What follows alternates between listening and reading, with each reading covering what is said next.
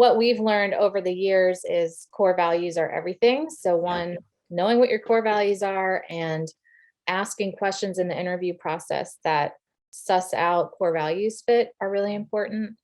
And, it takes us on average, I want to say it's like 45 days to hire. So like, it's quite a process to even get in the door here. Not to mention once you're in, you're shadowing and training and all of that type of stuff. To me, my ability to succeed as an entrepreneur is to be a lifelong learner, because one of the things that I've been told I'm really good at is listening and learning from someone and then applying it to what we're doing.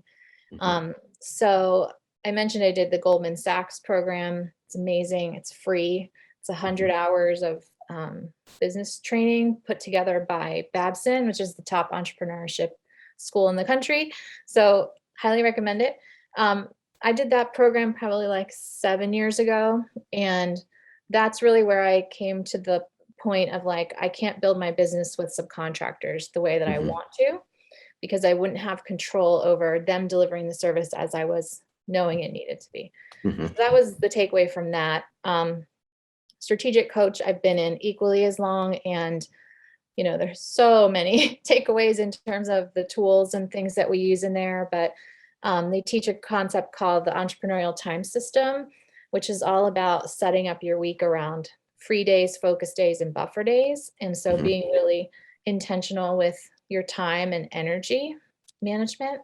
So I was the oldest of 3 girls, and I was raised by teachers, and we had dinner together every single night. My mother would cook, and my mom, for much of my childhood, wasn't working.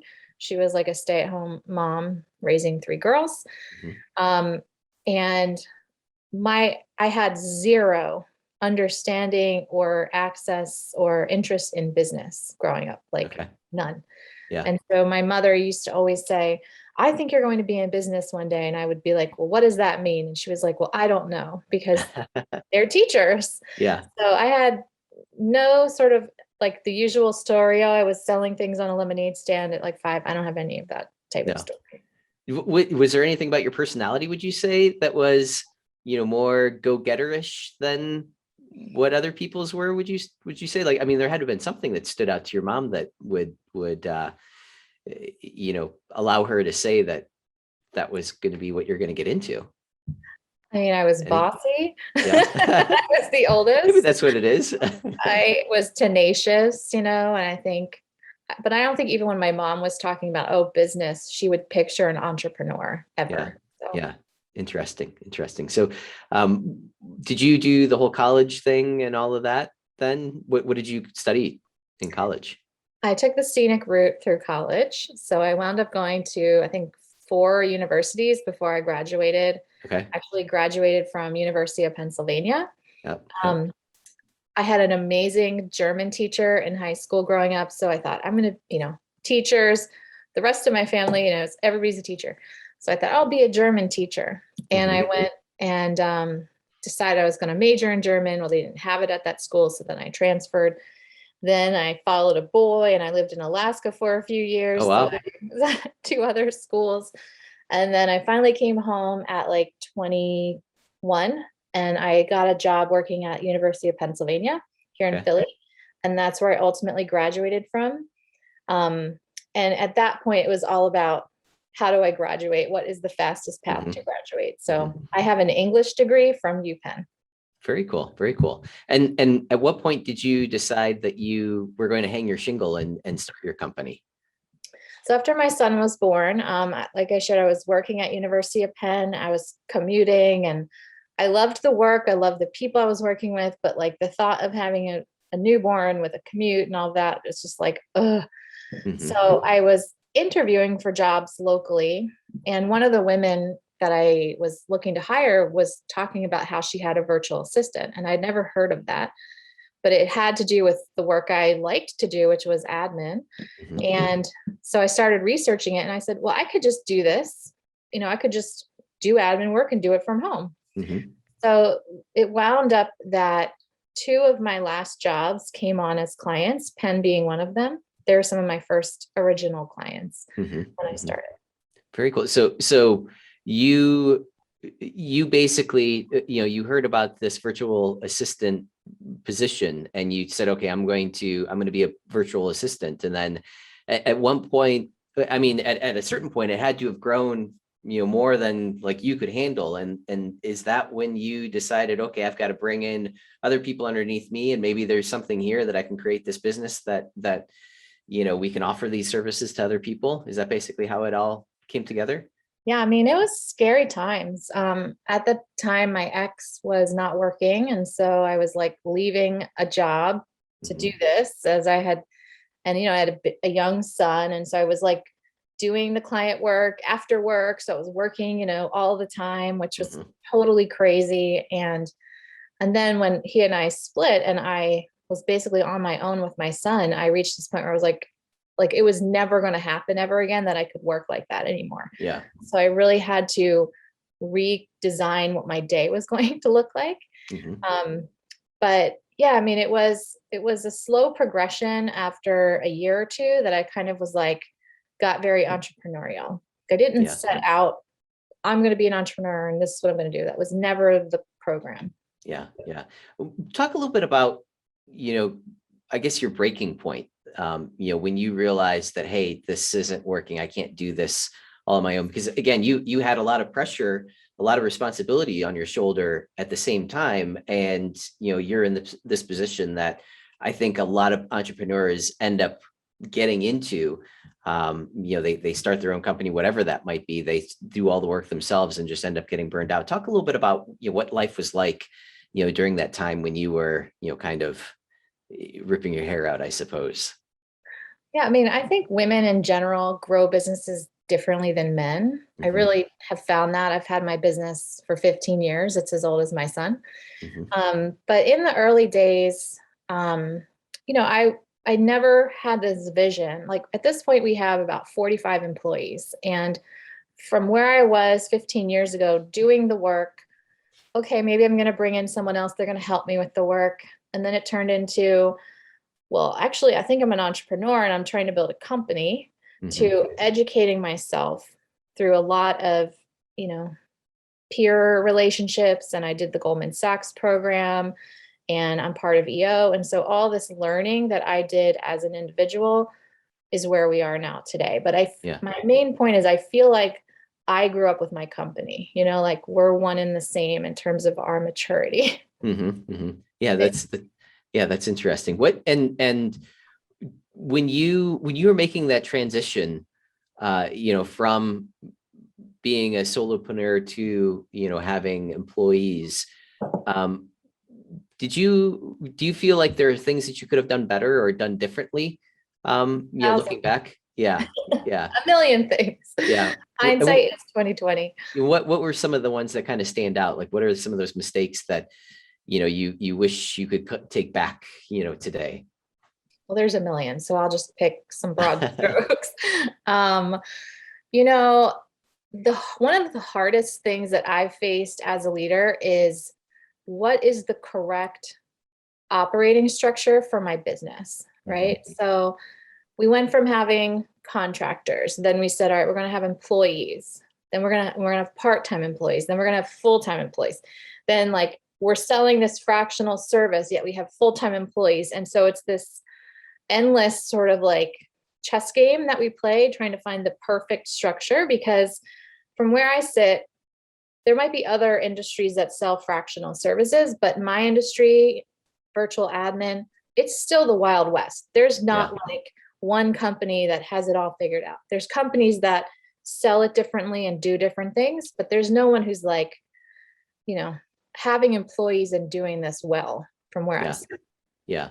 So you kind of had to, figure that out, on your own, what works for you. And that structure that you're talking about, are you saying like your business processes structure, or is that like an LLC versus, like what do you mean by the structure there? The people structure, right? And so we started implementing EOS, the Entrepreneur's Operating System, about 5 years ago. And that transformed the business because that gave us like a standard, right? Okay. 5 to 7 direct reports, accountability charts. So it's more about the structure of the accountability chart matching how we sell what we do, and being able to keep full-time tenured employees. Like that whole ball of wax, incredibly complicated. So, Yeah. at this point, I'm always like, man, if I could go back and rebuild it the way that I know would work now, we'd be, 10 times the size, that sort of thing. And with EOS, you said that you're a member of EOS, so I'm assuming you've read Traction and all of that. Is that kind of how it started? Was you picked up the book like Traction and then said, hey, this kind of makes sense? Or did you jump right in? Maybe you found somebody who is already part of EOS. How did that progress? Again, all very organically through my relationships. So I remember being in Goldman Sachs, we had graduated, and like I'm still extremely close with a lot of those people that I did the class with. And we were all talking about it, so we're reading it together. And then it just so happened that I was in Strategic Coach, which is this entrepreneurial coaching program, and I was sitting next to Mark O'Donnell, who became my implementer, who is now the visionary at EOS Worldwide. So like it's all been organic in how we adopted EOS, but it really transformed and streamlined the way that we operate and do business. Yeah, no, I couldn't agree more. It's interesting when you put those types of frameworks around, how things just sort of fall in place. Like, oh, that makes sense doing it that way, or that makes perfect sense. So that's interesting. You mentioned a few minutes ago how men create their companies differently or build their companies differently than women. What did you mean by that? What are some of the things that you've noticed over the years that are a little bit different from, a woman-run company compared to a male-run company? I think that, this is all my opinion. And I live and run with entrepreneurs. It's like my whole world is friends, coworkers, whatever, clients. So it's just my opinion. But, I think women start a business because they're really passionate about something that they're good at. And they grow them more organically, as opposed to what I've seen men do, which is they're a little bit more detached from the emotions of the business, very pragmatic, very much, whatever that side of the brain is, that's very much just like, a different type of focus. And it's funny because I was recently celebrating a milestone for my business, and I was looking at some statistics about women-owned businesses, and it was something like only 4.2% of women-owned businesses ever make it across $1 million. Wow. And Wow. then of firms over $1 million, only 1 in 5 is owned by women. So Wow. I feel like those are really big stats that we need to pay attention to that kind of support my theory. Yeah, no, that's really interesting. And so I scrolling through your list of your team, your staff, it is primarily women as well. So obviously you've drawn people that are probably very much like into the company as well. Do you have, I guess the question is really, do you have any insights that you've learned along the way on growing your team and being able to identify people that would be a good fit for your team? Because someone might look great on paper, right, but their personality might be in complete conflict with the company. So any thoughts there on how you've learned how to identify people that might be a good fit into your organization? It's the hardest part of what we do, as I'm sure any other business owner would agree with me. The people side is the hardest. What we've learned over the years is core values are everything. So knowing what your core values are and asking questions in the interview process that suss out core values fit are really important. And, it takes us on average, I want to say it's like 45 days to hire. So like, it's quite a process to even get in the door here. Not to mention once you're in, you're shadowing and training and all of that type of stuff. Yeah, no, that's good. And I would imagine that, based on today's society, like, we have apartment buildings that we also invest in, and we're trying to find people to work, at the apartment building. So, you have a job site to go to. The whole reason why you got involved in this was that, you could do this from home and not have to go anywhere. I would imagine that today, a lot of people are looking for that exact same type of, opportunity. So I would imagine that the talent pool is probably pretty robust, that you would choose from, would you say? I mean, COVID impacted us in weird ways. Like, one, we're all pretty much moms. So what we were dealing with was so different because like we were set up for virtual, that was easy. Yeah. But now we all have our kids home. So we were Yeah. navigating that together. And then sort of on the other side of COVID, or wherever you're calling the point that we are at this point, now we're in this position where we're competing with regular jobs that are letting their admins work remotely, which we Yeah. never competed with before.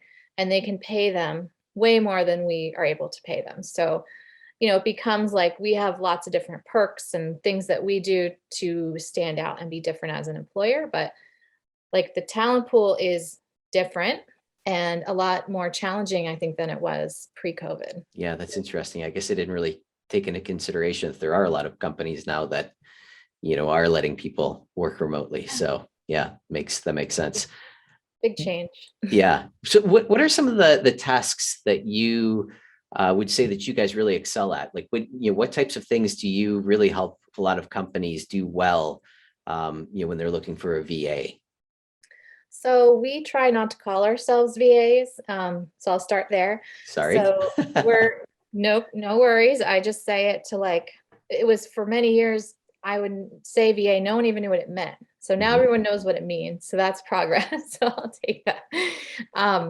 But we're a delegation company and we work exclusively with entrepreneurs and we help them figure out what to delegate and how to delegate, and then put a team and system together to pull those things off their plate. So what that looks like looks different for everybody. But usually we do delegation strategy that's tied to your goals and priorities. So we want to understand what you're working on this quarter. And then we identify delegations that we can pull off your plate that support that. And then there's core things that we usually take over, such as scheduling, inbox, travel, personal tasks, etc. And for those things, we have built methodologies around how we take scheduling off your plate, right? So where entrepreneurs get stuck is they're like, I don't have any time to figure out how to even get this over to you. That's cool. We already have a plan of how we're going to take it over. So that makes us a lot different in how we work with people. And we're fluent in a lot of the business operating systems. So a lot of the concepts you learn in these courses like Strategic Coach and EOS, there's language and things in there, and you're told to do certain things, but now you don't have a team to do it or who knows what you're talking about. So we come in and help you do those different things. And that's something that I actually was going to ask that question, because it sounds like you're applying EOS methodology. You're bringing that methodology into the company, and even with your naming of the company. And as you said, we're not VAs, we're a delegation company. So you're already taking a lot of those concepts and putting yourself in a whole different category, which is fantastic. I love that. I love that approach. That's really, really, really, really good. We are not looking to be compared to VAs. Like we won't even compete on price with a VA. And I really think that there's a place for all of us in this space. Like if you're just looking for task level delegation, you can totally go to the Philippines, whatever, pay $5. If you're looking for a full-time person in your office, you can totally do that. Where we are is in the middle with delegation strategy, consultative, proactive, executive, admin teams, systematically deploying our delegation system and pulling those things off your plate. Yeah. And any type of vertical or any industry that you guys focus in on? There's pretty well across the board. The only one we don't touch is financial because of compliance. But my position is admin. You may think you're special and your work is super unique, but we don't. Like this is just administrative work, whether you're a nuclear scientist or, a banker, it doesn't matter to us. Yeah. Interesting. What are some of the ways that if I wanted you to use your services, what are some of the things that I would need to bring to you so that you could say, okay, this is, we could do this. This is a good fit for us, or, this isn't a good fit for us. What are some of those things that I should have prepared, for that conversation? So the number one thing that we need our clients to be clear on is what they're trying to free their time up to do instead. Mhm. So I just wrote a book on delegation. It's called Ah, Let It Go. It's coming out in the spring. uh-huh. And the first third of the book is dedicated to this concept that our mindset around, why we're delegating, what we're going to be doing instead has Mhm. to be clear to us, or delegation is never going to feel like it's productive. So we want you to be clear on what impact you're trying to make, what you want to spend your time on, what your goals are, and be able to articulate that to us. Mhm. And then we have different exercises we can run. We call it a freedom analysis, where we walk you through what you're spending your time on, and we break that out into more of like a strategy. Mhm. So some clarity around how you've spent your time the last few weeks, and what are some of the things you're doing that you can't stand, and what are the things you're doing that you love doing, and being Yeah. able to talk to that. Yeah, that's interesting. And so do you actually help coach the entrepreneurs through that process of letting things go, like, just as the title of your book? Because I think a lot of people feel like, this is mine. I have to, I have to do this, even if it's, completely like ripping out their hair every time they have to do it. They just feel like they're the only ones who can do it. So is part of this like getting people to realize, oh, you know what, maybe I shouldn't be doing that. Maybe I should step away from that side of the business. Definitely. And I think the conversation earlier around getting clear with yourself what you're here to do, what your contribution really is, and it's not being so busy and everybody looks up to you because you're always solving every problem. Like, that's not really what entrepreneurs' roles are. Their role is ideas, relationships, Mhm. moving things forward. But yeah, we do weekly planning and accountability calls where we talk through priorities for the week. We proactively suggest delegation based on what we see them spending their time on. We also have an e-course called the Elevation Quarter, where we run small cohorts through live Zoom learning, and we really dive deep into why we struggle with delegation and how to actually get something off your plate. And I know that you said that there aren't any specific verticals or anything like that, but would you say that women are more your target client, or is it both? Is it both men and women? We're like 50-50 in terms of who we work with. We're looking for entrepreneurs with teams. So the Mhm. solopreneur is usually, we're kind of beyond solopreneurs at this point. There are still some that we work with, but a lot of the times they're building out teams at their companies. Yeah, yeah. So that's a level that you would look for to make sure that they've achieved that. Got it, got it. And what are some of the challenge, or what are some of the mistakes that you see a lot of entrepreneurs making? When they're thinking about delegating some different tasks out. Are there any things that you can think of that come to mind? Of common things that you sort of see time and time again, like maybe a lot of people try to go to the Philippines, maybe it is, and they hire the $5 an hour person and they have a bad experience and bad taste in their mouth, and then they figure that's not going to work for me. Does that kind of resonate? I mean, are there any things, I guess, that stand out as far as a lot of mistakes or things that people are doing wrong when they are approaching this concept? Yeah, I think, we've come up with 5 bottleneck behaviors that we know entrepreneurs possess when it comes to letting go and delegating well. Mhm. So there's certainly those types of things. There's also, just not really letting it go all the way, or not giving someone the right information they need to actually do it, do the job well. I think a lot of the times entrepreneurs are notorious for ideating all over their teams. Mhm. And what happens is it creates this friction because our teams are typically fact finders and they live in execution. And you're Mhm. living in ideation and you're like, go, go, go, go, go. And they're like, but wait, I'm still working on these 20 other Yeah. things that we talked about last week. Yeah. So having some awareness of that tendency and who you're working with, I think is important too.